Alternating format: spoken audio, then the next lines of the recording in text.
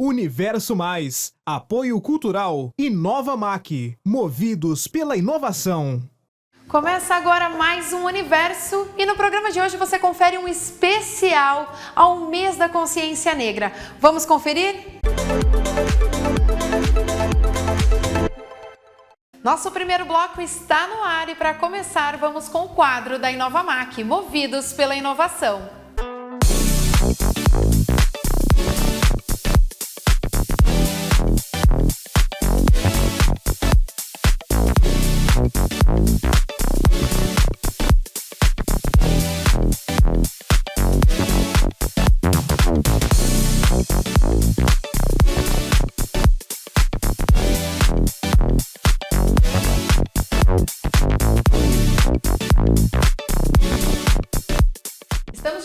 Neste bloco nós vamos conversar com a Alessandra Laurindo, que é coordenadora de políticas étnico-raciais aqui de Araraquara e que vai trazer esse tema tão importante que é o feriado da consciência negra, que ganhou em uma proporção nacional neste ano. Seja muito bem-vinda, Alessandra, mais uma vez no nosso programa. Muito obrigada, prazer enorme estar aqui novamente. Alessandra, para a gente fazer aí recapitular essa história, né, deste feriado da consciência negra, né, se tornou uma lei municipal.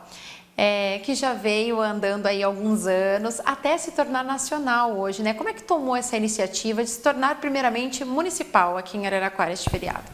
Sim, Araraquara foi uma das cidades pioneiras a colocar o feriado como municipal. A gente teve um entrave muito grande na época, porque foi uma demanda, na verdade, da militância negra. Sim. E aí a gente apresentou essa proposta dentro do Conselho Municipal de Combate à Discriminação e ao Racismo. Aí, na época, o vereador Carlos Nascimento apresentou na Câmara, tomou muitas críticas, porque tinha toda uma propositura do comércio também, sim, porque seria mais um dia fechado para o comércio. Então, até ter esse processo de aceitação foi bem complicado. Fizemos vários embates, protestos, manifestações, mas hoje parece que as pessoas conseguem entender um pouco mais, né, nesse processo de conscientização racial que a gente chama. E depois disso, vem essa construção, a partir do ano passado, em 2023, que foi decretado primeiro estadual. O governo do estado decreta como feriado estadual e depois vem a chancela do nacional decretando também como feriado nacional. Então, hoje, depois de uma luta árdua, em especial da militância negra, a gente consegue consagrar como feriado nacional da consciência negra. Olha só a proporção que isso tomou aí em pouco tempo, se for analisar em questão de processo. Fora as lutas, né? Sim, sim. É importante dizer que foi um movimento que começou nos municípios, né? Então, Araraquara foi uma das cidades pioneiras, mas também outras cidades, logo em seguida, foram tomando, né, esse como exemplo, porque Araraquara ela tem esse referencial das políticas antirracistas. Então, as cidades aqui da região também, e isso em nível de estado. E aí, consequentemente, ficava insustentável para o estadual e nacional também não chancelarem o feriado. Qual a importância, Alessandra, deste feriado? Como que você vê isso? Olha, a gente tem que partir do princípio de que nós, enquanto pessoas pretas e pardas, a população negra, constitui um percentual de 56,3% da população brasileira. Então, é para essa população que tem que ser olhada quando a gente fala em políticas públicas, no avanço, mas, em especial, de quem construiu esse país durante aproximadamente 400 anos. Então, que foi o processo que durou a escravização. E aí, quando a gente tem esse feriado, é um momento de refletir sobre isso também, né? Refletir sobre uma história que foi apagada, sobre uma história que foi negada, que a gente não aprendeu nos bancos escolares. Refletir sobre, principalmente, a contribuição do negro em todas as esferas que você anda na rua, das construções, mas a contribuição histórica que tem com o país. Então, você para um dia e fala, hoje é o Dia da Consciência Negra. Por quê? E aí você vai refletir dessa contribuição real do negro para o país. Eu ia citar isso, né? É algo histórico, né? Algo que está dentro da história, algo que tem uma trajetória que a gente precisa conhecer isso. Exatamente. Né? Isso eu falo para todos os públicos, a gente precisa ter esse conhecimento e a importância disso, né? E hoje, dentro da coordenadoria, existe algum trabalho que vocês realizam para esse conhecimento próximos, né, vésperas do feriado ou até mesmo no mês de novembro? A gente tem uma política que o nosso novembro dura 365 dias do ano. Então, a gente trabalha essa conscientização e implica, em especial, a formação, seja através do letramento racial, seja através de palestras, o ano todo. Então, as escolas nos acionam muito, os CRAS, as universidades. A gente procura ir até a base, nos territórios mesmo, fazendo trabalhos em bairros, porque é lá na comunidade que a gente tem que mostrar justamente essa história que não foi contada. Então, a gente tanto faz nos nossos espaços, mas a gente trabalha muito também esse diálogo nos territórios. E a escola é o principal pilar que a gente tem feito isso. E aí, tanto escolas de ensino fundamental, ensino médio, também universidades, a gente é muito acionado nas universidades, e escolas públicas e particulares. Então, ultimamente, a gente tem apagado muito incêndio. Acontece um caso de racismo, aí chama a gente para ir lá tentar, né, dar uma apaziguada no ambiente. E a gente não gosta disso, a gente gosta de fazer a prevenção, né? Ir um pouco antes que isso exploda, que isso aconteça, trabalhar o letramento racial, trabalhar essa construção da conscientização racial, justamente para que não aconteça os casos de racismo. E, em alguns casos, tem dado certo, né? Quem passa por esse letramento, quem acompanha essa formação, não conduz mais, né, esses xingamentos pejorativos, não faz mais a injúria racial, não comete mais o crime de racismo. Mas ainda a gente sabe que tem um longo caminho a ser percorrido, porque, infelizmente, os crimes continuam acontecendo, as denúncias continuam acontecendo e as pessoas ainda continuam sendo racistas. Então, a gente tem que desconstruir isso ao longo do tempo e não naturalizar essa situação. Infelizmente, né? Eu ia até puxar duas perguntas aqui, vou nessa primeira. Você citou que os trabalhos são realizados em escolas, em várias unidades aqui da cidade. Como que é feito esse contato? As pessoas, você citou alguns casos que as pessoas procuram vocês, né? Uhum. Mas vocês também realizam algum trabalho de ir até os locais oferecendo algum tipo de atividade? E como que funciona esse trabalho na hora que você chega lá na escola? Um exemplo. A gente chega lá, a gente trabalha dessa forma, a gente reúne o pessoal, faz uma dinâmica. Como que funciona isso? Sim, a gente tem essa... ultimamente não tem dado tempo da gente ir a espaços espontaneamente. A gente tem ido muito, porque a gente tem uma demanda enorme das pessoas Sim. que nos procuram, né? Imagina. Então, diante disso, a gente tem cumprido muito essa lista mesmo para tentar zerá-la, né? E atender todos os pedidos. Então, é isso. Assim, tanto o ensino fundamental como o ensino médio, a gente procura fazer, primeiro, uma sensibilização com os professores, com a equipe técnica da escola. A gente já fez com diretores, supervisores, com a comunidade escolar, porque a gente entende que, se a comunidade escolar não estiver inteirada nesse processo, porque o racismo ele começa onde?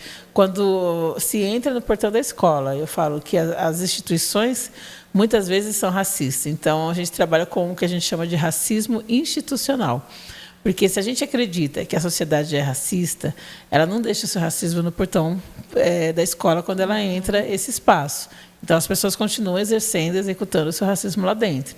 Então, não importa, muitas vezes é de professor para aluno, de diretor para professor, de aluno para professor, de aluno para aluno. Então, é muito misto. Por isso que esse trabalho ele tem que ser realizado com a comunidade escolar, muitas vezes em momentos diferentes, né? Com o corpo técnico, com os professores, com os alunos, mas já aconteceu também da gente fazer um misto e fazer com todos juntos, até que inclui dinâmica, o letramento racial, que para a gente tem sido um ponto fundamental, para poder mudar um pouco esse jogo e essa transformação que a gente acredita que, enquanto as pessoas não se assumirem enquanto racistas, não fizerem essa desconstrução do racismo, a gente não vai conseguir avançar muito. Então, é deixar de naturalizar que situações como xingamentos pejorativos, de macaca, preto sujo, cabelo de bombril, e tudo aquilo que a gente ouve no dia a dia, seja algo normal, seja algo natural. Né? Excluir as crianças dos processos de brincadeira, né, que a gente chama também de racismo recreativo, excluir da roda só porque é uma criança preta, e aí brinca só com os coleguinhas brancos. Assim como a professora muitas vezes não convida esse aluno negro para fazer as tarefas normais, como apagar a lousa, como ser a noiva da festa junina, e eu aponto muito isso, porque não é visto como belo, não é visto como uma criança bonita para ocupar esse espaço. Então, são situações cotidianas, corriqueiras mesmo, que acontecem no ambiente escolar, que precisam ser desnaturalizadas, porque aí a gente consegue caminhar e avançar um pouquinho mais. Olha só quanto trabalho, né? Dentro de um contexto somente. Meu Deus, é muita coisa a ser trabalhada, né? Muita consciência. Exatamente. E dentro desse gancho que você citou, né? Mais uma vez, pegando já o finalzinho da resposta anterior, mas como que você vê a situação hoje, né? Eu sei que a gente evoluiu muito, a gente melhorou muito, mas eu sei que ainda existe muito em proporção. Como que você sente isso? Ainda é algo tão grande ainda? Ainda sente uma certa resistência e dificuldade para o entendimento dessas pessoas, para que possam trabalhar de uma maneira mais leve, mais tranquila? Porque a gente já sabe que teve tempos piores, né? Hoje você ainda sente isso? Eu penso que hoje, acredito que a mídia tem um papel fundamental nisso, a gente consegue ter um maior entendimento de que racismo é crime. Ponto. E eu tenho dito muito, né, nós, enquanto pessoas pretas, não somos culpadas pelo racismo e não precisamos nos responsabilizar por ele sozinhos. Nós precisamos ter aliados, né, e pessoas antirracistas que compram essa luta conosco, que abram espaço para debater sobre o tema, que possam multiplicar essa conscientização, para que desperte, né, e reflita, entre outras pessoas, também essa consciência. Diante disso, a gente acredita que também esteja sendo mais debatido nas rodas de amigos, esteja sendo mais debatido nos ambientes familiares. Então, tem melhorado em vista do que era. Nós conseguimos avançar. Falta muito ainda para caminhar? Falta. Mas a gente já consegue ver uma diversidade em alguns espaços que antes não eram vistos. A gente já consegue ver um pequeno avanço caminhando para uma sociedade um pouco mais equânime, né? Ainda está longe de alcançar, quando eu trago os números do percentual de uma sociedade brasileira, que somos 56,3% dessa população, pensar, então, quantos desse percentual está sendo representado nos espaços de poder, por exemplo. Sim. Então, quando a gente para pensar, com quantos médicos negros você já consultou ao longo da sua vida? Você tem que parar e fazer conta, porque realmente algo não está certo. Sim. Né? E se você para e pensa, quantos juízes negros você conhece? Quantos professores negros você teve aula na sua universidade? E aí você tem que parar e respirar e falar, não, mas teve... Não, ele não era tão negro. Não. E aí você começa a fazer esse tipo de comparação, porque realmente a gente ainda falta avançar. Sim. Então, quando a gente chegar nesse percentual, e aqui em Araraquara a gente tem essa média aproximada de 40% dessa população, quando a gente tiver isso estagnado, né, então 40% desses espaços estão representados, aí a gente pode falar, conseguimos. Olha só que analogia bacana. Eu nunca tinha parado para pensar dessa forma. Quantas pessoas eu passei, por quantos médicos ou quantos professores eu tive. A gente não para analisar isso de certa maneira, né? E você falando agora me fez até refletir aqui um pouquinho para a gente ter um pouco dessa consciência. Até mesmo presente ao Disney hoje traz muito isso, né? Princesas, hoje pretas, né? Que a gente consegue ver. Eu acho muito bacana essa inclusão, essa forma de trazer essa apresentação. E é bacana você falar isso, porque a nossa geração, inclusive, por muitos e muitos anos, foi obrigado a brincar com uma boneca loira. Né? Foi brincada a ver o estereótipo, por exemplo, da Barbie, que era uma boneca magrela, loira, e que não condizia, em especial, com o estereótipo de uma família negra. Sim. Então, era muito imposto um padrão de beleza e que você tinha que aceitar, porque era só o que tinha. Então, e até hoje, em muitas lojas, você pode fazer o teste, em especial que vende brinquedos infantis, aliás, brinquedos infantil, mas que você vai fazer passa nos corredores e fala, né, tem boneca negra e tal. Ai, nossa, chegou, mas acabou. Aí fala, tá, mas se chegou, por que chegou tão pequena essa quantidade, né? Por que não chegou 50% da prateleira, por exemplo? Mas não, então, muitas vezes essa criança negra ainda tem que pegar o bebê loiro e falar, meu filhinho, tal. E não é uma característica que tem que ser, inclusive, eu trago muito isso, só da criança negra brincar com bonecas negras. Sim. A criança não negra, ela tem que aprender a trabalhar essa diversidade, né? E é muito bacana os pais que já trabalham isso desde sempre, porque ela começa a aprender a respeitar e ver que tem outros que não são do mesmo tom de pele que o dela. Né? E aí ela começa também a respeitar o coleguinha, né, que está na sala de aula, que tem um tom da pele diferente. Então, ela começa a trabalhar essa diversidade já desde muito cedo, porque ninguém nasce racista. Ninguém nasce na maternidade já com aquele recorte que é racista.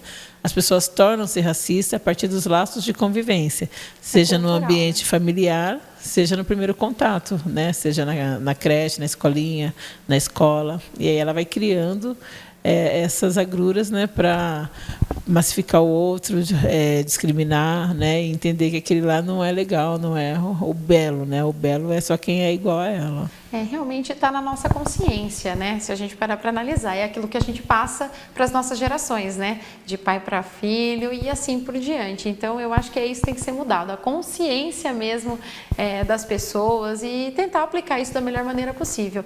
Eu sei que é algo que é uma briga interna muito grande, porque é cultural. Infelizmente, lá no passado, muitas vezes, muitas pessoas pregaram isso, mas hoje eu acho que a gente tem a liberdade de se expressar muito mais e trazer de forma diferente tudo isso.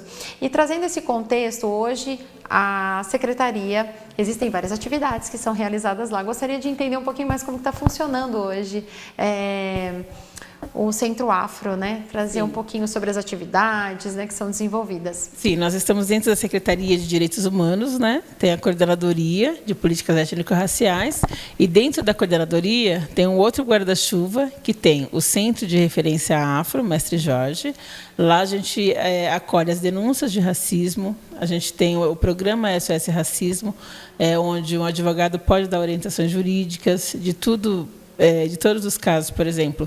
A pessoa sofreu uma denúncia de racismo, então ela chega e faz a denúncia e ali ela é orientada de quais caminhos seguir, né? Que ela tem que fazer um boletim de ocorrência, como que funciona a representação, então tudo que ela tem que caminhar a partir de então.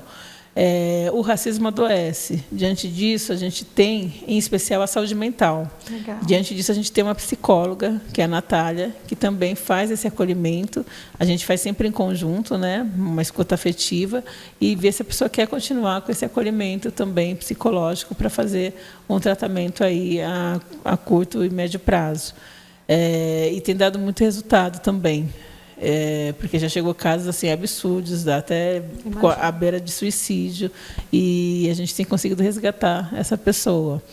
E aí, dentro desse programa do SOS, a gente tem cursos de formação profissional. A gente tem cabeleireiras que dá curso de trança, a gente tem curso de cavaquinho para aprender, a gente tem vários cursos que direcionam para a área profissional. Sim. E a gente tem, na Casa SP Afro, Oswaldo da Silva Bogé, que fica aqui pertinho, a gente tem várias oficinas. Então, oficinas também de formação profissional, que a gente faz em parceria sempre com o Sistema S, em especial, para cabeleireiros, para pessoas que já querem sair dali com uma profissão mesmo, né?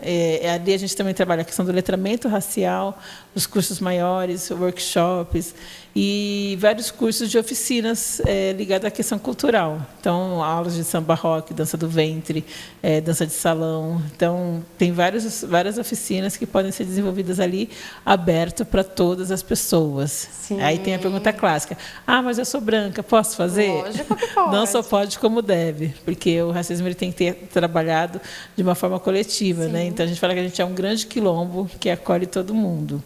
E fora esse segundo espaço, a gente tem um terceiro espaço ainda, que é o Centro de Cultura das Religiões de Matrizes Africanas, que é onde as religiões de matrizes africanas, como a Umbanda e o Candomblé, profetizam lá também a sua fé, fazem as formações, que é um espaço que fica lá no Distrito Industrial Omar Maksud, e é um espaço fantástico, incrível, A gente trabalhou até formações indígenas também, da história e cultura afro-indígena, com professores, levamos os alunos, e dá para trabalhar muito bem essa questão, tanto da história, da religiosidade, mas em especial da cultura afro-indígena. Que bacana! Quanto crescimento, né? Sim, olha crescemos só, bastante. Evoluiu muito, Avançamos muito mesmo, isso é muito bacana. Sim. E existe uma programação durante esse mês de novembro. Sim, que você enorme. pode colocar aqui para nós? Sim, nós iniciamos no dia 1º de novembro e finalizaremos no dia 1º de dezembro. Então, durante o mês todo, foi uma programação bem bacana, bem movimentada mesmo, porque o mês de novembro ele é o mês justamente para trazer à luz, né, a história, essa contribuição toda que o negro teve, tem e ainda terá muito com o Brasil, mas em especial também com Araraquara. Então, trouxemos formações, palestras, vários workshops, várias parcerias também com entidades que fortaleceram esse Novembro Negro.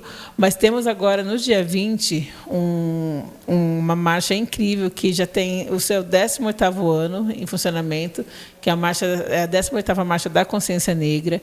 E esse ano ela vai fazer um trajeto bem especial, porque ela vai finalizar aqui na Casa SP Afro, mas a concentração ela vai ser numa praça que fica bem próximo aqui da Casa SP Afro, que chama Praça... preciso pegar o nome aqui, rapidão. Vamos lá. Pegar, porque a programação está enorme. Uma programação bem complexa. E depois que você citar a finalização da programação, eu gostaria que você também citasse aonde as pessoas podem procurar por essas informações. Para quem não anotou, para quem está interessado e quer participar, existe alguma rede social? E lembrando também que gostaria que deixasse o endereço do Centro Afro hoje, para quem quiser estar procurando, conhecer um pouquinho mais do trabalho de vocês, que é realizado, participar de uma oficina, quem sabe? Sim. Olha, o Centro de Referência Afro, que é para denúncia de racismo, ele fica na Avenida Mauá, número 377, entre a 1 e a 0, no centro da cidade. A Casa SP Afro Brasil, que é para as oficinas, para os cursos, formações, workshop, fica aqui na Vila, na Avenida Paulo da Silveira Ferraz, número 1195.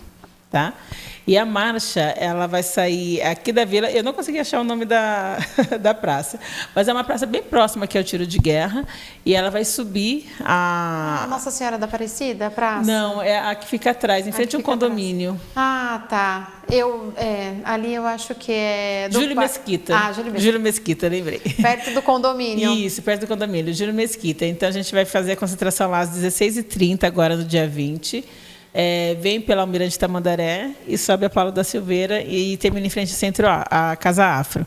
E aí, nesse dia, vai ter uma roda de samba incrível, com o Bloco da Hora, que é uma roda de samba 360 graus. Legal. Todo mundo na rua, com todos os expositores da Feira Afro. Então, vai ter mais de 30 expositores ali comercializando os produtos com os afroempreendimentos, né, com várias camisetas, quadros. Vai ter muito artesanato, muito bacana também. E a gente encerra com o grupo Chega para Sambar, que é um grupo muito conhecido na roda de samba, mas no meio de tudo isso vai ter muita intervenção cultural, vai ter muito manifestação mesmo do que é o 20 de novembro, vai ter declamação, vai ter protesto, vai ter um monte de coisa bacana para as pessoas entenderem e se conscientizarem. E vale lembrar que essa marcha ela é aberta para todas, todos e todas. Então, assim, brancos, negros, indígenas, ciganos, quem quiser participar e quiser colaborar, é só chegar, porque vai ser muito bem-vindo.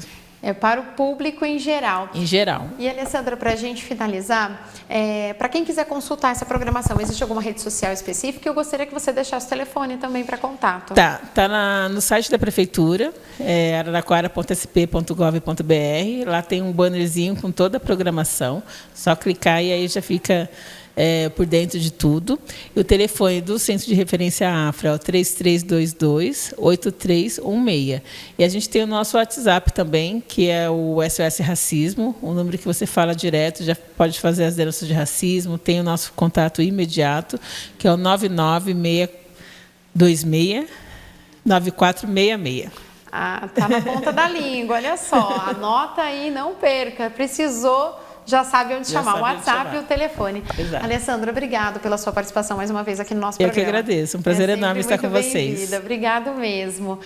E o nosso programa chegou ao fim, mas antes de encerrar, eu gostaria de agradecer a Mona Lisa Concept. Conhece essa loja? Não? Então não perca tempo e vá conhecer. Elegância e sofisticação é somente na Mona Lisa Concept. Um beijo, Nena, um beijo, Sofia. Obrigado mais uma vez por mais esse look incrível aqui no nosso universo. E agora eu me despeço de vocês com muita saudade, mas semana que vem a gente está de volta aqui na segunda-feira às 9 horas da noite, com reprise às quartas-feiras às 9 horas da noite. Não deixe de nos acompanhar nas redes sociais e também no nosso canal no YouTube. É isso aí, gente. Um beijo, fiquem com Deus e até semana que vem.